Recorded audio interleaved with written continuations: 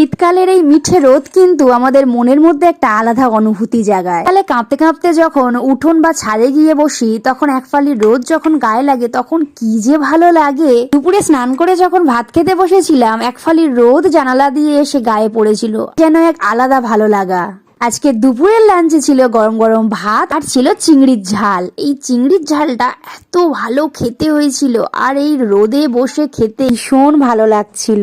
রোদে বসে খাচ্ছিলাম বলে হয়তো খাবারের স্বাদ দ্বিগুণ বেড়ে গেছিল। একটু বড় সাইজের চিংড়ি বাড়িতে আনলে প্রায় সময় আমাদের মালাইকারি হয়। আজকে রান্না হয়েছিল চিংড়ির ঝাল। গরম গরম ভাত, মিঠে রোদ, চিংড়ির ঝাল, এ যেন এক আলাদা কম্বিনেশন। তবে চিংড়ির ঝালটা কিন্তু খুব ভালো খেতে হয়েছিল। মালাইকারি হয়নি বলে প্রথমে একটু দুঃখ ছিল, তবে ঝালটা খাওয়ার পরে বেশ ভালো লাগছিল। গরম ভাতের সাথে চিংড়ির জুসি ঝালটা মেখে খেতে কিন্তু জাস্ট দারুণ লাগছিল, আর চিংড়িটাও সেই টেস্ট ছিল। সব মিলিয়ে দুপুরের খাওয়াটা জাস্ট জমে গেছিল।